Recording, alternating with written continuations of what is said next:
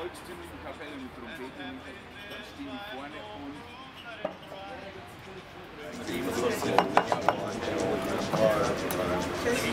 Maker's Mark, of course, a bit of cardamom syrup, a bit of pineapple, and soda. It's a shame, by the way. It's the master distiller. Very nice to meet you. Nice to meet you. really enjoying everything. I believe it.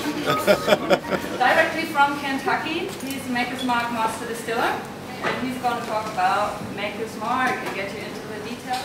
So, on that note, we've got quite a preparation for you today. We're going to taste the stages of the Maker's Mark whiskey, as not only as it comes off the still, but through maturity and through our finished product, and what would happen if we were to actually take that a little longer and age that, make it an older whiskey. And then to finish, we have some very classic work done here with the mint julep, various versions, various infusions. I think that you're going to find those very enjoyable. We'll talk a little bit more about the traditional mint julep, where I'm from, in not only bourbon country, but horse country as well. But on that note, with Maker's Mark, we decided to do something a little different. We wanted a bourbon that tastes good, that would finish forward on the palate, which is very different from all other bourbons. In Germany, you're very fortunate. We have the only wheat-based bourbon, and bourbon by definition must be a minimum of 51% corn.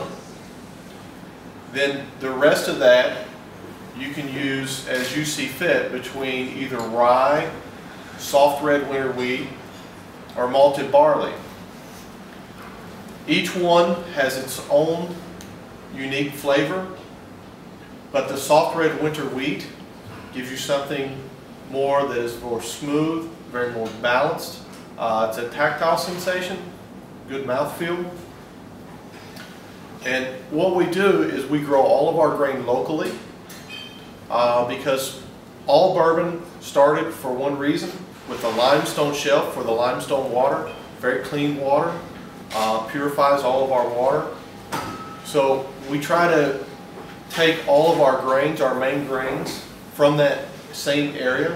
One family brings in all of the corn, one family brings in all the soft red winter wheat, and in the malted barley, the big brewers, they control the malt market. We're just a small, tiny drop for that. But with the corn, we use 70% corn, 16% soft red winter wheat, and 14% malted barley.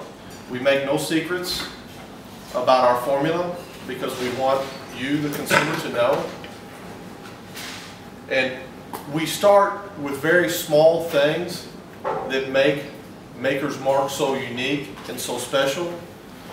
With bourbon, there's many things that we can do, but we are restricted by the amount of corn that we can put in and how we age our bourbon. We can only put it in a brand new charred white oak barrel. We're not allowed to add anything else to it. We can't add color, no flavoring. The only thing that we do is after it comes out of the barrels, we reduce the proof and we just do a very rough filtration to remove some of the char that may settle out. And that's it. And that's what's very unique about bourbon. And that's what will also separate us from Scotch, because Scotch, not only can you reuse your barrel, but you can also add caramel color and different things like that to enhance not only the appearance, but the flavor as well. So when we start our cooking process, first thing we're going to do is we're going to run it through the roller mill. We don't want to crush and make flour out of everything, because just like a good cocktail, we only want to extract out the flavor. We don't want everything that is there, because that will give you bitterness, and that's something that will move the flavor towards the back, and that's something that we do not want in our whiskey. So by crushing the grain, when we go to cooking, we're only going to extract the flavor portion of that. We do what's referred to as kind of like an atmospheric cook, just meaning naturally allowed to boil and vent. So it allows the corn, this grain astringency, to boil off so it smells like cornbread when you're walking by and we're cooking the corn up. So we don't want to pressure cook, which would hold that in. And also on the distillate, when you were to taste, if we were to pressure cook, you would have that graininess. It would be very rough on the back of your throat. So by changing that small step there, and then now we're going to cool down to a much lower temperature. We're going to add in the soft red winter wheat, again, because we go with a low temperature to make sure that we only extract the flavor. We don't want a lot of proteins in there, and that's part of the secret with the roller mill, using the roller mill.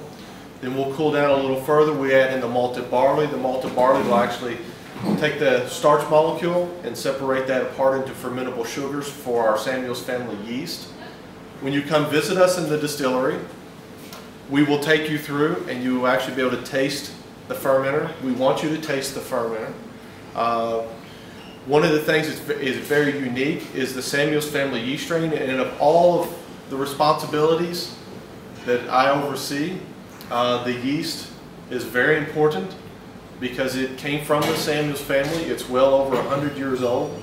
It survived the gray area or the dark ages that we call Prohibition. So it made it through. We don't ask questions about how it made it through. We just know that it made it through. And so protecting that, because that flavor is very unique and it adds so much to the bourbon distillate. And when we begin to taste the white whiskey, you will notice that, and there's some things that we're going to talk about as we move through to that. Now when we go into distillation, we double distill all of our bourbon, but we do it on a continuous column. We do not do pot still. We do not do batch and then stop and do another batch, stop and do another batch and stop. Whereas in Scotch, where you're taking one batch, you're taking a cut from that, redistilling that, taking a cut from that and possibly redistilling it a third time, or maybe it's just two.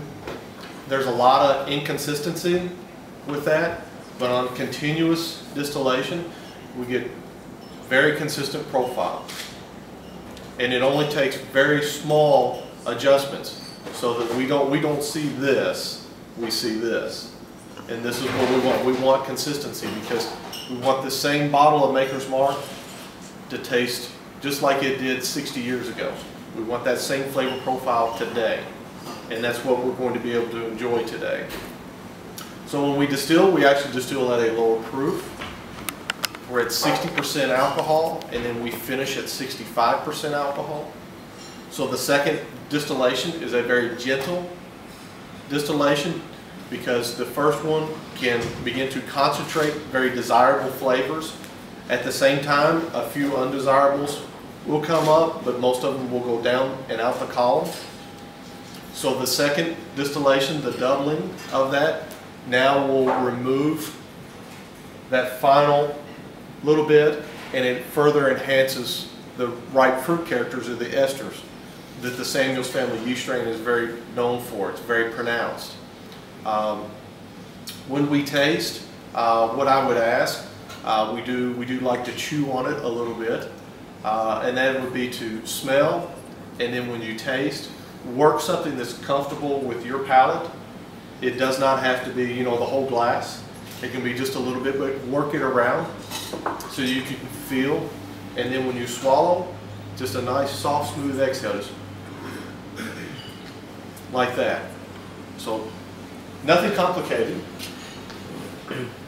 So when we make our white whiskey, again, that's the 70% corn, 16% soft red winter wheat, and the 14% malted barley.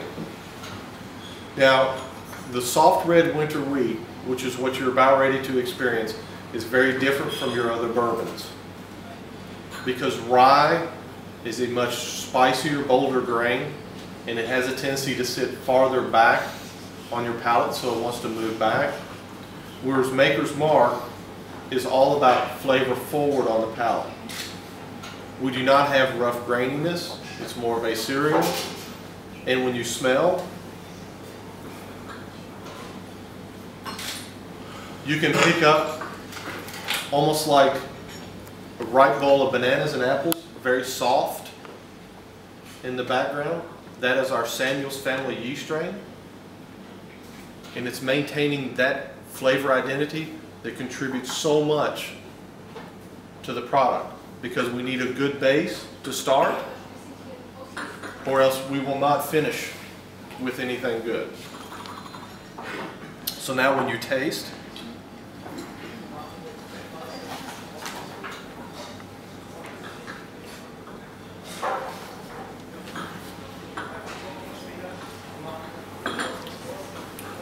kind of chew on it, it feels very nice. Got a little weight. Most people have a problem with, cannot believe that this is how bourbon starts and it ends up like this. So it's okay. But you notice how the feel feels nice on the tongue, wants to sit towards the middle, and you can feel it kind of move a little forward. You have a little tingling on the forward. And that is the soft red winter wheat, along with the Samuel's family yeast strain. If this was rye, it would be towards the back. You would feel a lot of dryness. You would feel very rough on the back. But with the soft red winter wheat, the flavor starts to move forward.